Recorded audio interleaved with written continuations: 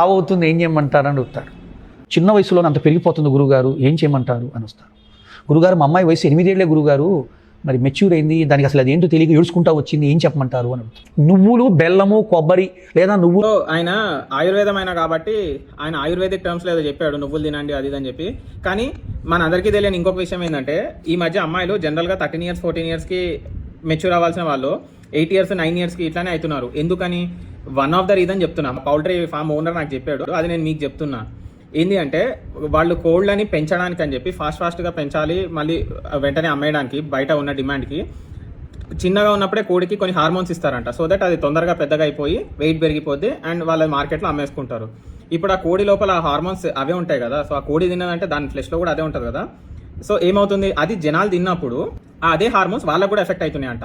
Young అమ్మాయిలకు కూడా అదే చికెన్లో ఉండే ఆ హార్మోన్స్ వీళ్ళు తిన్నాక వీళ్ళకి కూడా వీళ్ళ బాడీలోకి అవే ఎక్కుతున్నాయి. ఇలా ఎందుకు చేస్తున్నారు అంటే, ఒకటి కల్తీ చేయడం, అది రెండోది డిమాండ్ సప్లై ఈక్వల్గా ఉంచడానికి. సో ఈ ప్రాసెస్ని బయో అక్యుమిలేషన్ అంటారు. ఆ కోడి హార్మోన్ని తినడం అనేది bio accumulation.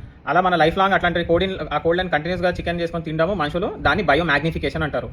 Bio accumulation and bio magnification. వీటి వల్ల పాపం చిన్న పిల్లలు చాలా అవస్థలు పడుతున్నారు ఈ ఇట్లాంటి కల్తీ ఫుడ్ తెలియక తినడం వల్ల. మనం తెలిసిన వాళ్ళకి ఎవరికైనా ఇటువంటి ప్రాబ్లం ఫేస్ చేస్తున్నా, ఆ ఏజ్లో ఉన్న వాళ్ళకి పంపించండి, వాళ్ళకు కూడా తెలుస్తుంది అసలు దేనివల్ల ఇది ఇట్లా అవుతున్నారు అనేది.